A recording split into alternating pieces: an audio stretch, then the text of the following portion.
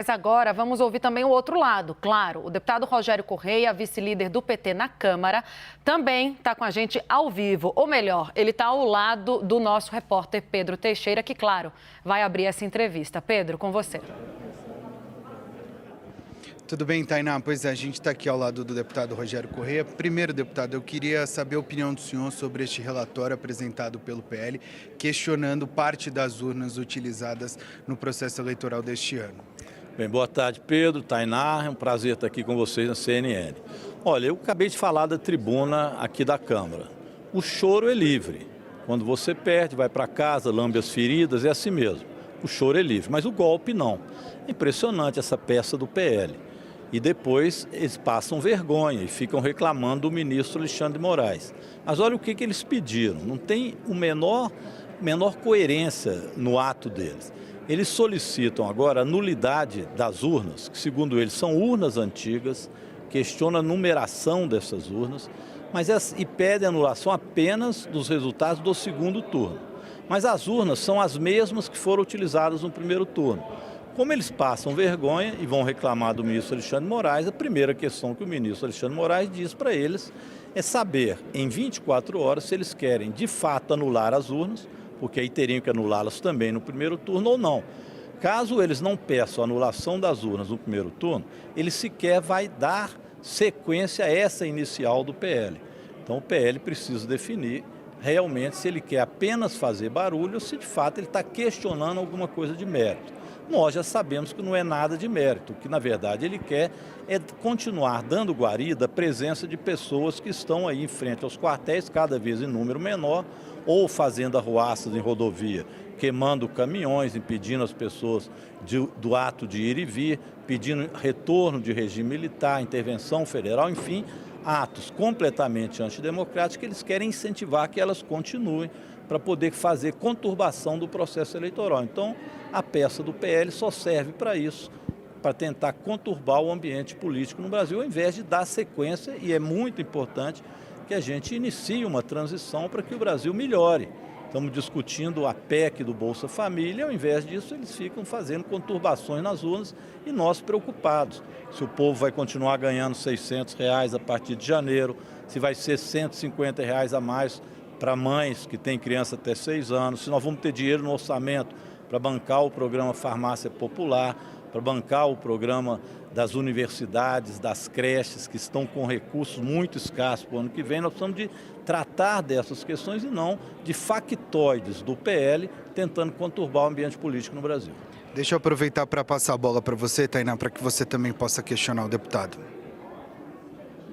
Eu estava lendo agora há pouco, deputado, o tweet feito pela presidente do partido, a Gleisi Hoffmann. Ela fez um posicionamento, chamou de chicana a ação do TSE, disse que tem que ser punida como litigância de má-fé. A eleição foi decidida no voto e o Brasil precisa de paz para construir um futuro melhor. Estava esperando por uma manifestação da presidente. Mas eu queria saber um pouco mais, deputado, sobre o que o PT pode fazer em relação a isso, ou se pretende, né? Se é que pretende tomar alguma atitude jurídica em relação ao questionamento feito pelo PL. Olha, vamos ver juridicamente o que é possível ser feito. Mas, em primeiro lugar, acho que isso vai ser rapidamente anulado. Não existe nenhuma lógica no pedido, começando por isso. As mesmas urnas que ele aponta como problemáticas só são problemáticas para ele no segundo turno. Essas mesmas urnas no primeiro turno não teriam problemas. Então isso por si vai levar à anulação do seu pedido.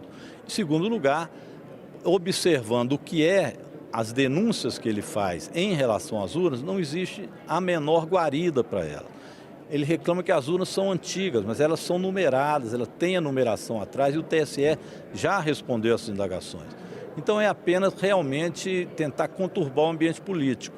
Jair Bolsonaro se esconde no palácio, não fala mais nada, diz que anda doente, alguns dizem que está nervoso, enfim, que está com pereba na perna, sei lá. Valdemar Neto preocupado com o que declara sua ex-esposa. Então eles estão num nervo danado e eu acho que é medo do que vem depois. Porque realmente nós não vamos poder dar uma anistia, que é o que eles estão querendo, seja para Valdemar Costa Neto, seja para Bolsonaro. Então esse debate do que vai acontecer com quem cometeu crime no passado, não teremos anistia para eles. Então, talvez essa seja a grande preocupação e por isso agem dessa forma. Agora, Tainá, é uma responsabilidade com o Brasil muito grande. Nós temos que pensar não nessa disputa que eles querem fazer agora, de se manter a qualquer custo no poder, mas saber como que nós vamos melhorar a vida das pessoas. Nós temos 33 milhões de pessoas passando fome no Brasil. É para estes que nós temos que nos dirigir agora. Terminada a disputa eleitoral, como que nós vamos fazer, todos e todas? O presidente Lula fez esse aceno. Como que nós vamos fazer para matar a fome do povo brasileiro? Como é que as universidades vão se manter de pé? Com que verba orçamentária? Deputado. Estamos discutindo essa questão de teto de gastos, que pode ultrapassar o teto de gastos. Essa é a discussão que o Brasil precisava de fazer. Então, eu acho que ter punição a esse tipo de atitude é necessária. Às vezes eles reclamam do STF, mas atitudes antidemocráticas que questionam a democracia e que pedem intervenção federal não pode continuar no nosso país. A gente tem alguns minutinhos ainda antes de eu entregar o jornal, deputado, mas eu queria ouvi-lo também sobre outras formas de repercussão. Por exemplo, vocês já conversaram sobre a possibilidade desse pedido reverberar também nas negociações com a base do governo de Jair Bolsonaro no Congresso em relação à PEC? Este pedido relativo ao Valdemar, eu acho que o lugar dele é a lata de lixo. Isso não nos preocupa, porque realmente não vai ter guarida. Agora, em relação à PEC, nós temos conversado. Por exemplo, estamos conversando com o presidente Arthur Lira. Ele tem interesse em resolver um problema grave do Brasil. Nós já acenamos para isso, inclusive numa discussão de composição interna na Câmara. Nós estamos buscando, portanto, uma coesão, uma unidade no país mínima para que a gente possa sair da imensa crise em que o país foi julgado. Então, é claro, nós nos preocupamos com isso, fomos eleitos para governar e para ter saída para o povo brasileiro. Estamos preocupados, sim, com as questões relativas que eu levantei aos problemas orçamentários futuros, mas também a estabilidade econômica do Brasil. Esse é o debate que nós queremos e topamos e estamos nos propondo a fazer aqui na Câmara. Agora, factoide de Valdemar da Costa Neto, pressionado por Jair Bolsonaro, e sabe-se lá que tipo de pressão ele tem no Valdemar para fazer um absurdo desse, um presidente de partido, isso aí nós não nos preocupamos. Isso é com a justiça e ele será punido por fazer essa chincana, como diz a presidenta Gleisi Hoffmann, em pleno processo democrático brasileiro. Deputado, rapidinho, quando o senhor fala de composição, é para atrair o PP de Arthur Lira, que apoia esse pedido de questionamento feito ao TSE, para a base de apoio do presidente eleito Lula?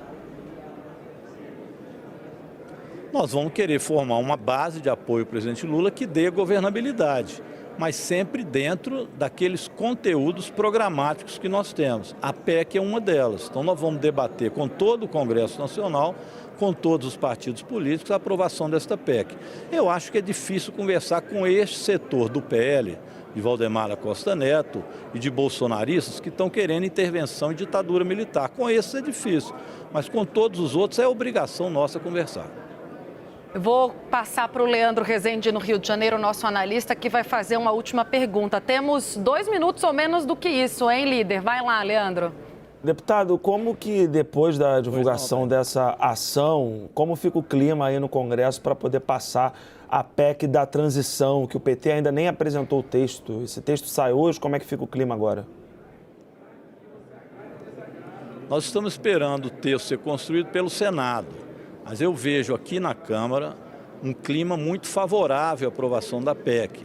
A isso que eu me referi. Temos tido conversas, inclusive, com o presidente Arthur Lira. Ele tem colocado isso, a necessidade de fazer essa discussão. Nós não podemos ter um teto de gasto que seja ele responsável pela fome. Então você, como já fizemos em outros momentos, tem que vislumbrar aquilo que é necessário fazer para que o Brasil, inclusive, desenvolva. Porque de pouco adianta você ter uma situação financeira de tal rigidez, mas que não permite ao povo ter o mínimo de recursos para, além de matar a fome, fazer a economia crescer. Então eu vejo o clima muito favorável. Este pedido do PL de Valdemar da Costa Neto, sinceramente, eu acho que foi um factoide criado para se permanecer algumas pessoas na frente do quartel. Apenas isso. Ele não tem prosseguimento que seja possível a não ser a lata de lixo. Então não nos preocupa esse tipo de comportamento que o PL fez e que Valdemar andou revelando que fez por pressão de Jair Bolsonaro. O presidente Bolsonaro, a gente sabe, ele é irresponsável, ele está com medo de ir preso porque muitos crimes nós denunciamos que ele cometeu. Então ele está apavorado dentro do palácio, calado e conspirando. Agora, isso não pode fazer com que o clima no Brasil e que a democracia não ande. Então vamos caminhar com a democracia e deixar para lá isto que são atitudes, né, antidemocráticas de desconhecer o processo eleitoral. A eleição foi limpa, o presidente Lula ganhou e os partidos políticos foram derrotados. Tem que agora partir para a oposição, para os debates políticos, é assim que funciona o processo democrático. Como nós perdemos eleições, agimos também desta forma. Obrigada. Com você, Tainá. Obrigada, Pedro, deputado Rogério Correia, vice-líder do PT na Câmara. Aos dois aí em Brasília, obrigada pela entrevista, pela gentileza hoje aqui no 360.